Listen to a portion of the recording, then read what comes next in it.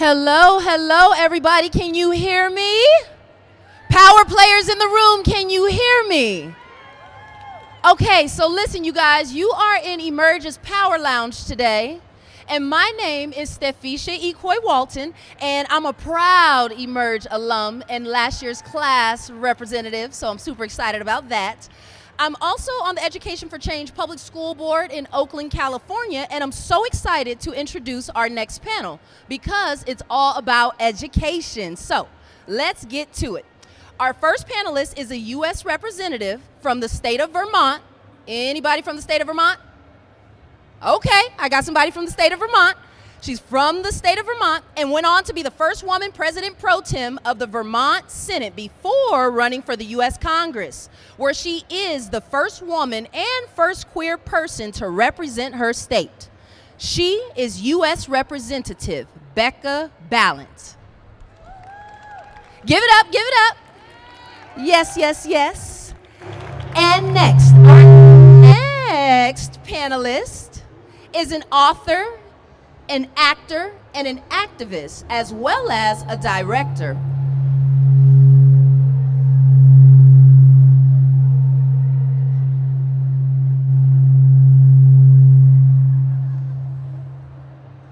I think the stage is excited about me, you guys. That's right. I think it's excited. Okay, so look, like I was saying, because we're gonna make sure this introduction is proper, our next panelist is an actor, an author, an activist, and a director. She does it all.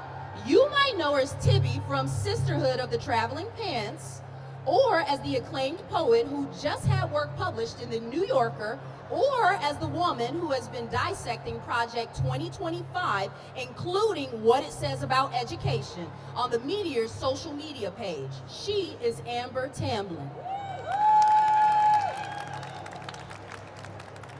Their conversation is going to be moderated today by Katie Grossbard, a digital media strategist who's been creating some of the convention's most memorable content. So please don't forget to follow her.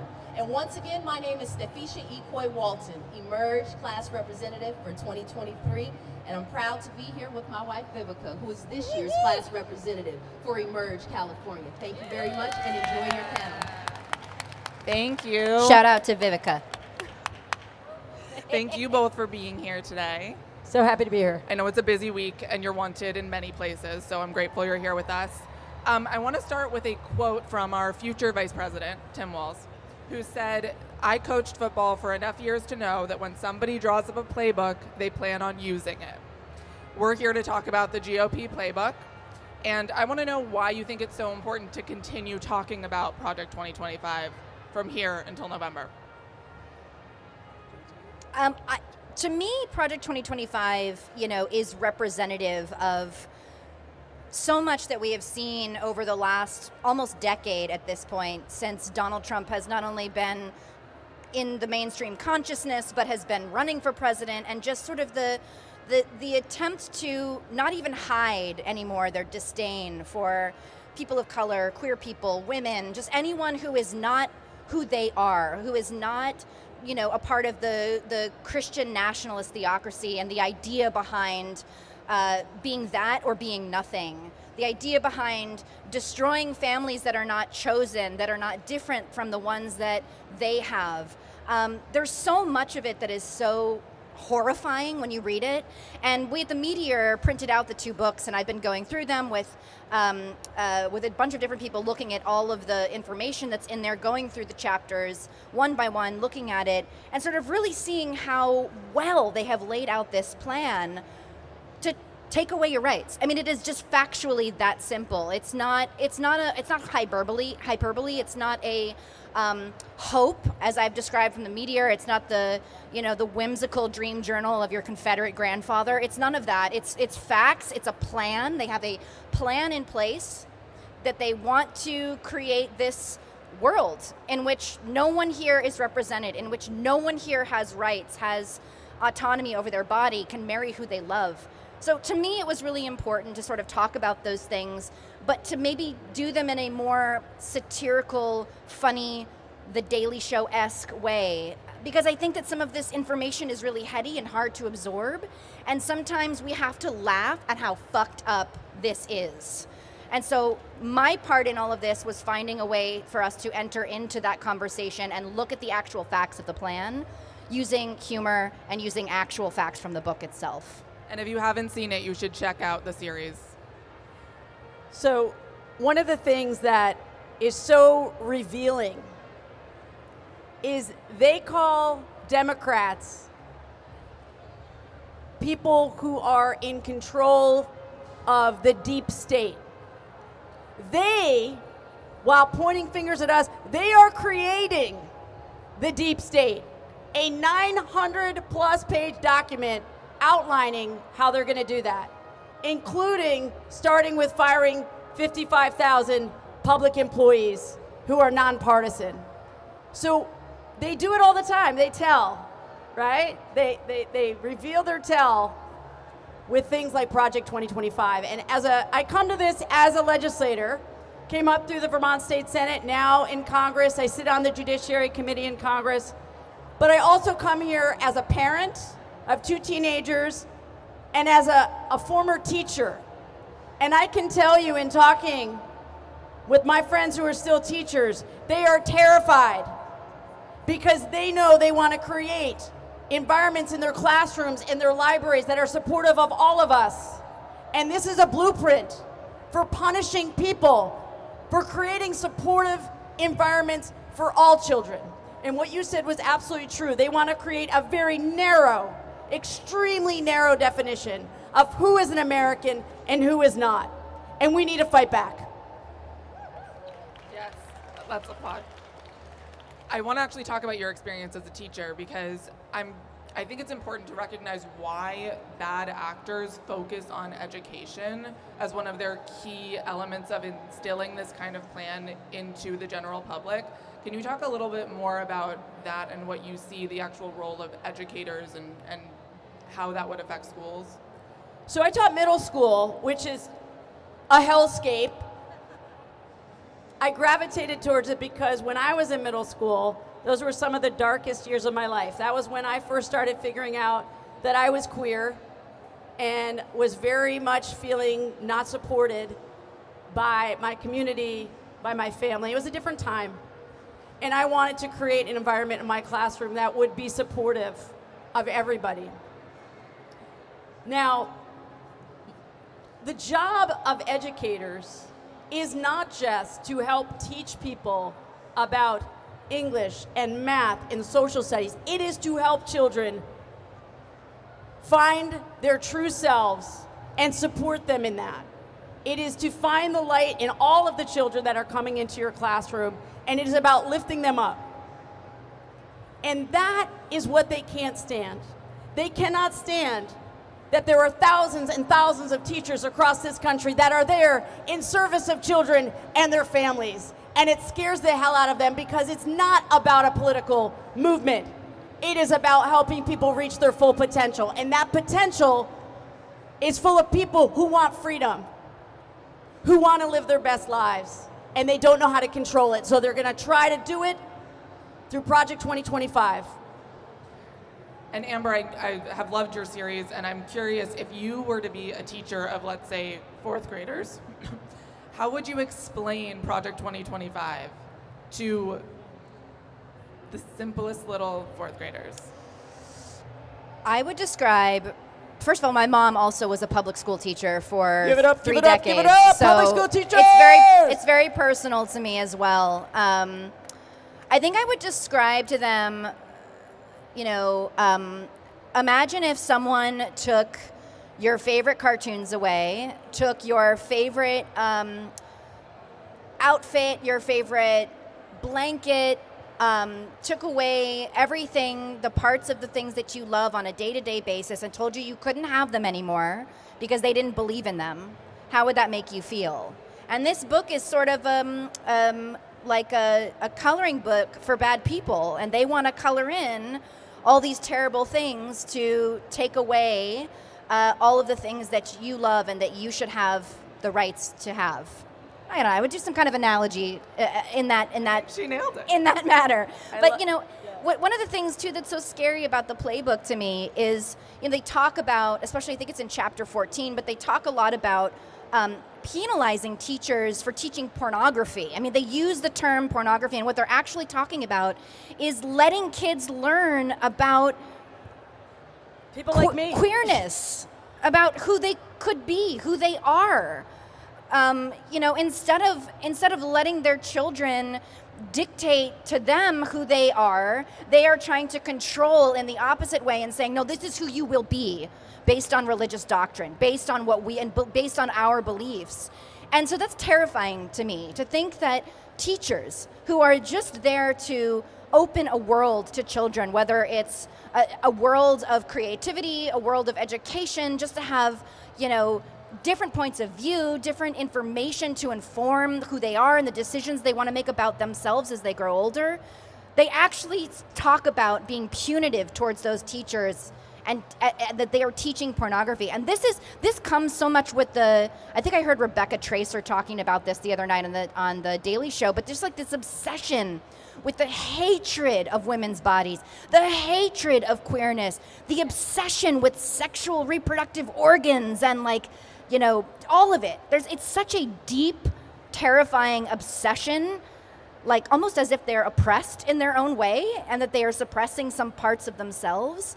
So it's so disturbing to me because the education factor is just a way to sort of kneecap progressivism and kneecap the ability for young kids to become who they are. And that is happening right now in such profoundly beautiful ways. And they want it to stop, full stop. They want it to end. One thing that I would add, you likened it to a coloring book for them, and I think that's true, but it's a connect the dots book for us. We are doing the work right now of connecting the dots from all of their plans. I love that. And you're doing it, you got the outside game, you're educating people on the outside. I'm in Congress, part of a team of people within the Democratic caucus, taking it through chapter by chapter. What are they trying to do here? And what you said was absolutely true. I also just want to point out, they are so terrified that somehow teachers and librarians are going to somehow turn people gay. I don't know if you know this, but being gay is a choice. That's sarcasm. Yeah, that's sarcasm. So I'm a perfect example of that. At 11, I knew I was a young gay student at 11. And believe me, there were no books in my classroom telling me that. And there was nobody in my family telling me that. And there was nobody in my community telling me that. I just knew it. And I didn't see myself reflected until I sought those books out when I was a senior in high school. So it is so profoundly disturbing the ways in which they think teachers, and I might add parents, they're demonizing parents now as well. They don't like anybody, is basically the bottom line. Project 25, we hate everybody. I can't believe a librarian didn't tell you that you were queer. That's wild. No, in fact, I got some stories. They don't want it to be taught. They don't want that gayness to be taught. No, absolutely not. I do want to touch on the legislative part of this a little bit, because there are parts of Project 2025 that can be implemented unilaterally, and there are other parts that need congressional approval. And I'm just curious, when you're looking at down ballot races, when we're looking at trying to take back the House, what is that message from you to voters in respect to this work you're doing? I really appreciate that. I will own a mistake I feel like we made as Democrats over the last couple decades. We took our eyes off the ball. We were focused so much at the top of the ticket every 4 years that we did not think about down ballot races. We did not think about state house races. We didn't think about library boards. We didn't think about school boards, select boards. In my town, in Vermont, we have a lot of select boards, local elected officials. We thought those were not important to focus on. That is where you build the bench, first of all. And that is where the most insidious work happens, actually, I believe, at the local level. And so the way that I try to explain it to my constituents is nobody is coming to save us. We are it. We are the people we've been waiting for. And we need to bring more and more people into this realization. And so I will do my work on the inside, on the Judiciary Committee, and there are lots of us in Congress who are activated on Project 2025, and we are so grateful for the efforts on the outside. But the message to people is, we are the ones. We are. And we need to take this so seriously, and we can do it joyfully, which is what you do so wonderfully, is the poking the fun. There's that when we go to protect ourselves and others, we can be joyful in that work. I do want to shift also to your roles as parents in this conversation, and how does that drive a lot of the care about this? Is about the world that you're leaving your kids and what could exist for them, what they're being taught in schools, and if there are conversations with the schools they attend, and if people are scared, what does it feel as a parent rather than an activist or a legislator? You know, I just bought a couple books for my daughter who's 7 years old. One of them is this book called Sex is a Funny Word. And there's another one that's sort of, I can't remember the title of it, but it's really great, just sort of teaching about gender, what it is, what it's not, giving an idea of like fluidity and different kinds and how to identify and what you identify as. And it's beautiful, and she's so interested in them. I am a person who believes that my daughter should know what her body is. She should know the parts of it. She should be able to name the parts of her bodies, because that is a way for her to protect herself, not just to have her mother constantly saying, don't let a person do this to you. For her to be able to have the autonomy to say, I know what I can do to my own body. I feel comfortable. I have an understanding of my physical self, and I know what you can't do to it. And when I bought those books, I bought it from our local bookstore in Brooklyn, and I got emotional when I purchased them, because I thought, there are so many parents, there are so many people in this country who would burn this in the fire of their house and say, my child will never see a book like this, how dare you?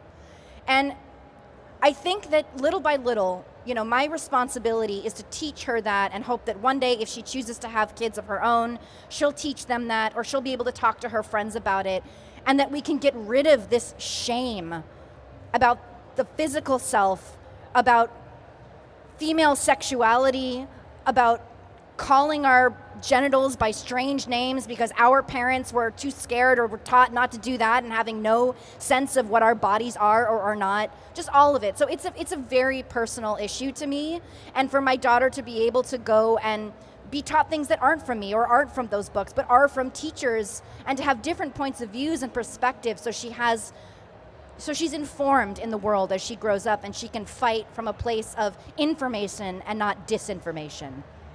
Yeah, so much good in there. So much good. Shame is a cage. It's a cage. It keeps you imprisoned. And so I think, you know, one of the things that I can tell drives us in our parenting, both of us, is to be very matter of fact. This is our body. This is, you know, how things work. And to dwell in curiosity and teach them to dwell in curiosity, that they can ask questions, that I can get curious about what they're thinking and what they're feeling. And as you said, they may find somebody else in their lives that is going to be that mentor for them in really breaking free of their shame. And so absolutely, and I just want to tell you this quick little funny story. So my wife and I have two kids. They're teenagers now. But when my son was about 8, we were at a bookstore, and we were doing what you do. We were buying parenting books, and I was sitting outside with my son, and my wife and daughter were inside shopping. She comes out, she has a book under her arm, and my son is like, oh, what'd you buy? And my wife holds it up. It says, you know, how to raise resilient children. And my son says, oh, that instills a lot of confidence, Mom. You're buying a parenting manual. But I loved it, because it was like, he just dropped the truth bomb. That's what we want from our kids, just like cut right through it. And I think if we can do that, you can do that in your way, I can do that in my way as a member of Congress, to empower children and students and parents across this country. Just be real together. Be real together. I love that. I also think, I also think, just to go back to the teacher element, there's something that needs to shift in this country about how we view teachers, and it's something that I think a lot of people recognize during the pandemic, and the importance of education generally, and how much so many of these topics filter through the lens of where your kids are spending most of their day. And so I'm curious, from both of your perspectives as we wrap up this conversation, what you think we need to do in this country to shift kind of the respect that's given to teachers, the way that we really value how much they're changing children's lives and honestly parents' lives. How do you feel like we need to navigate that moving forward? 3 words: pay them more. Agreed. I love that. That was a mic drop. It was a mic drop. It's also about recognizing, why is it that women who are teachers are not as respected? It's because the vast majority of teachers in this country are women. It is a cadre of women out there working in schools at every level to educate our children, and they are disrespected because we have misogyny and sexism baked in, and that is part of the problem, and it absolutely relates to pay, but it also relates to who is in charge of systems. Who is in charge of systems, and how do we change the systems? And that's an Emerge America panel right there. There it is. Just to drop on that. Such an honor to be on the couch with you. Likewise, with you Thank too. you so much for being here and using your voices in this way. We really appreciate it. Thank you, everyone. you.